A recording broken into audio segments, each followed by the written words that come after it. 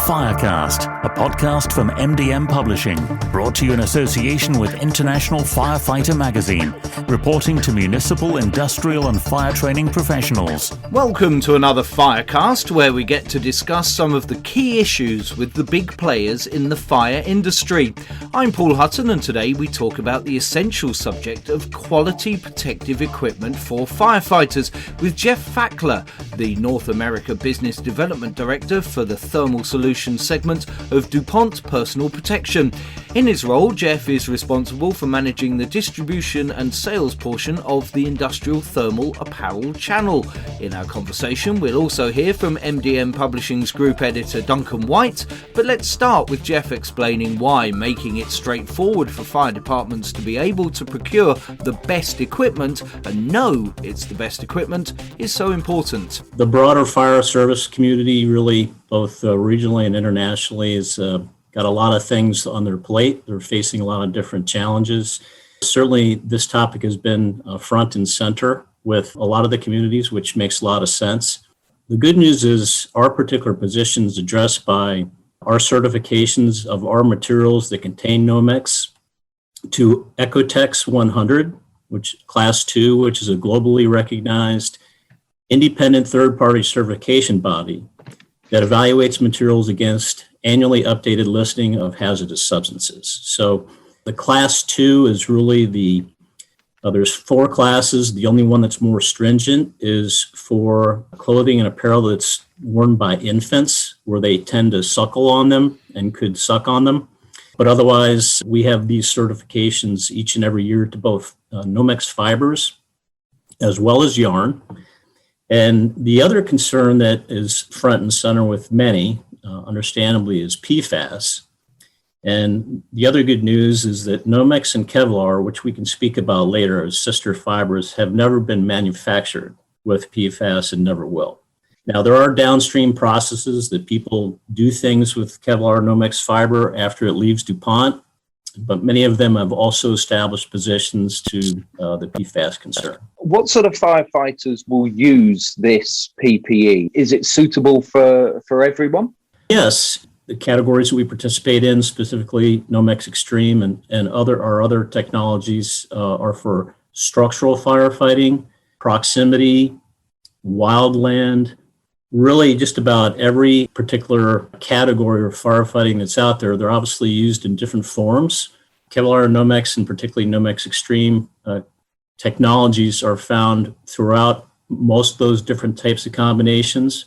And certainly Nomex is also used in station wear very broadly in national and international communities. So it might be helpful to keep in mind that we're sort of a science and technology company, that we develop the fiber and its applications in concert with people that take it and build it into gear.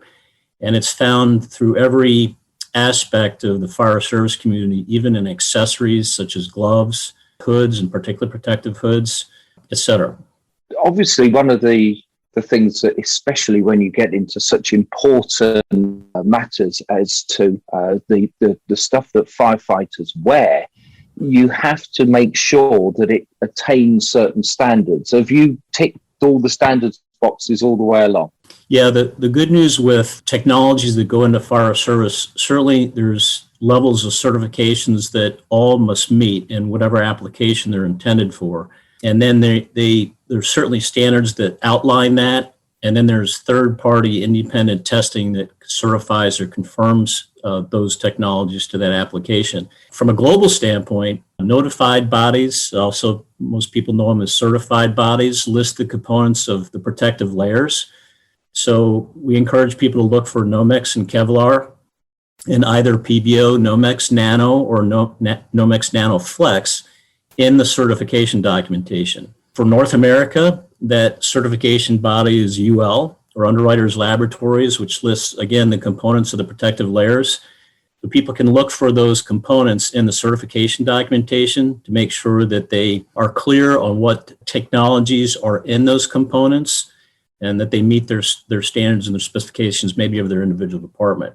Yeah, Jeff, you kind of beat me to it there. I was going to ask, how does a firefighter know that they're wearing that particular certified PPE so that they can be confident that what they're wearing is going to keep them as safe as possible. I think the other point I want to make is there's certainly the certification performance of the gear and different layers or components of the gear applications themselves. We talked a little bit before about Ecotech certifications, which are just more the materials and substances that are found or not found in these materials. And those certifications are typically done on an annual basis as well. The important point there is Ecotech actually updates the listing of the hazardous substances and chemicals that they're checking for on an annual basis. So one that comes up typically in fire services, for example, which was not included in the standard some while ago, which is benzene, was added a year or two ago. And again, Nomex, both fiber and yarn, were recertified to those newer certifications. So we've always felt importance of educating the fire service community as to what are all the sources of information that are fact-based and science-based. Since in the days of social media, while there's a lot of access and ease of access, unfortunately, there can be misinformation that creeps into those same channels. I think now's a good time to bring in Duncan White, the group editor of MDM Publishing, because from your previous life working in a fire station and being a chief fire officer, Duncan, this must have been pretty high up on your list of priorities. How encouraging is it that there is such stringent safety standards and such good quality gear that firefighters have available? Yeah, I think it's an honour to take part in this podcast and discuss something that has played such a huge part in my firefighting career over the last 30 years. A firefighter doesn't want to have to worry about whether the PPE is going to do what it says it's going to do when they're rushing into an incident to save life and protect property. I was lucky that the fire and rescue service I worked in, we were a fire service that was protected with some of the best PPE available, keystones that set firefighter standards apart from others. And it's great to know that none of the products that are in that PPE contain any of that PFAS chemicals that is such a huge concern to all of us now. It's that reliability and that strength that the product gives, and the inherent flame resistance that the two products give the firefighter PPE is so reassuring that there's not a lot more I can say. That it's a bit like wanting to go from home to London any way you can, but you know that you're riding in a Rolls Royce when you're wearing equipment that's using Nomex fibers. Duncan, if I may, and Paul, first and foremost, we very much appreciate your service as well as the service of many that may be listening. Keep in mind that Kevlar and Nomex are sister technologies. Nomex optimized for textile properties, Kevlar for strength, were invented in the late 60s. And DuPont is a science and technology company and has a tremendous amount of resources dedicated to product stewardship as a key part of our core values. And as such, over the years, we continue to work with those technologies, those fiber technologies every year, along with the people that use them. While we're making fiber at one end of the supply chain, we actively participate with companies that spin it, with companies that weave it, with companies that use it in their garment manufacturing, accessories and findings, and certainly even their distribution. And they all add innovation along the way. So it's very, very important. But we as a part of that product stewardship, have connections to each of those steps, if you will, to make sure at the end of the day, what Duncan just said is that as a firefighting person, that the last thing they need to worry about is what their gear will or will not do.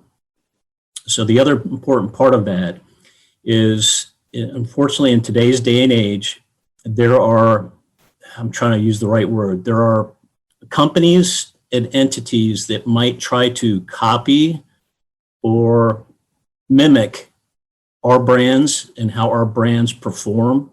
and all the elements of product stewardship and how we work with the channel to make sure that they're delivering the right thing to the firefighter, it's important that we just ask that the firefighter and the firefighting management, people that follow and work hard to build solid specifications, are ensuring that the technologies that they're thinking they're wearing or using are in fact included. And the best way to do that is, again, through the global standard setting bodies as well as UL and the components that are listed. And you mentioned about being invented in the 60s, Jeff, but it's kind of reinvented all the time, because looking through my notes, I discovered that you don't just have one kind of research facility that you're working on improving the product, but you've got them around the world to make sure that you're really at the cutting edge of ensuring that firefighters have the very best and the very latest safety attire to wear. We invest very heavily in testing and evaluation. Thing to keep in mind that we always say is that today's fires burn hotter, they burn faster. There's different environments that the fire service community is faced with. There's certainly regional differences of how people may participate, engage in the fire ground in North America versus other regions, and certainly different standards and requirements. So to that end, we have 6 technical centers around the world that are really positioned to be in line and in step with not only regional tactics and practices, but certainly regional certifications and standards, and help to evaluate and test the application of our fibers in whatever use that they're being included in. And so we're not a certification body. That needs to be third party, but we vet a lot of the applications of our technology so that in concert with our partners, both the mills, the converters, the garment manufacturers, we know ahead of going into certification how those technologies brought together will perform. As part of those technical centers, we also have, there's 5 what we call Thermoman units, which is a technology we designed with the U.S. military back in the 70s to evaluate PPE that's intended for flash fire protection. How do you test that and know what it's going to do? And so we designed a very sophisticated technology, a mannequin, to simulate what would happen if someone's exposed to any kind of flash fire of a certain duration and a certain intensity. And it's calibrated it's burn data so that we can predict where and what type of degree of burns that might occur. And we also have a technology called ArcMan, which is in Europe. It's, again, a technology that we developed to, again, not certify arc protective technologies, but test them and evaluate their performance. And again, that's just another dimension of our stewardship. While we don't really even make gear or certain types of accessories that go along that are actually procured and used in the fire service, we have a strong partnership in how they're developed and how they're produced, and along with licensees and people that we have a lot of trust and experience with over the years. The other thing I'll mention is that, to your point, Nomex and Kevlar technologies are iterated on constantly. We use them and we evaluate their performance in blends, as many of the listeners may know. And we're also working on the next generation, Kevlar or Nomex, if you will. And so a lot of investment in technology and stewardship, again, so that at the end of the day, that firefighter does not have to think twice about his or her gear. Jeff, I just want to pick up on the comments you made in relation to the duty of care that fire chiefs have got to ensure that what they're buying is actually what they think they're buying. I've seen on too many occasions where fire departments have gone out, with all honesty, to produce a partnership with a third-party manufacturer to buy PPE, only to find later down the line through burns received to firefighters that what they actually bought wasn't what it said on the ticket. So in relation to that, the procurement process and the fire chief's they really need to look at the duty of care and the due diligence that they show when they're going through this performance or this process of procurement. And not only that, the issue of sustainability.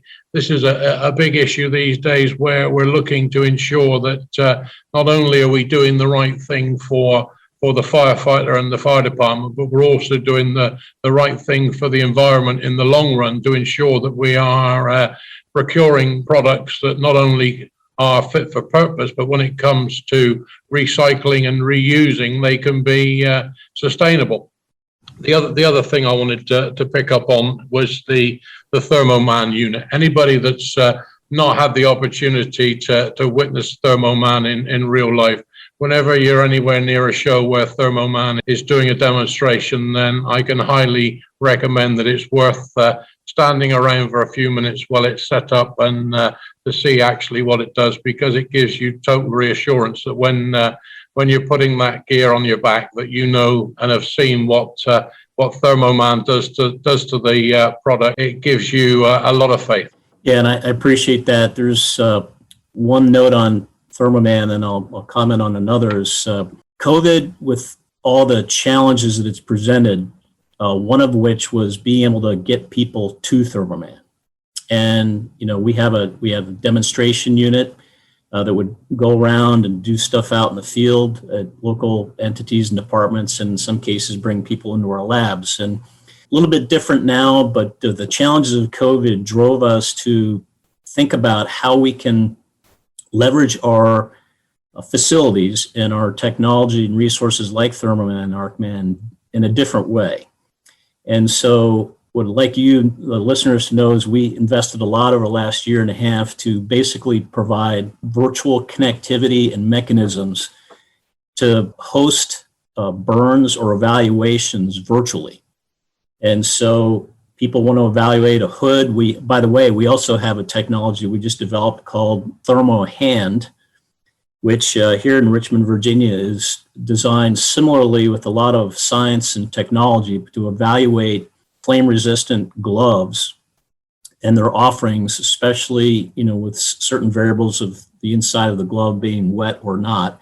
But basically, being able to set up an event that people can participate in virtually. And so if they can't be there physically, we have the mechanisms of interfacing with the technologists, of being able to see and experience the data, both the preparation of the garment, the actual burn of the garment, and the after burn of the garment. It's not quite the same because you don't feel the heat coming from the chamber, but it's almost as good. And so the other thing I just want to mention is you were talking about the evolution of the fire service community.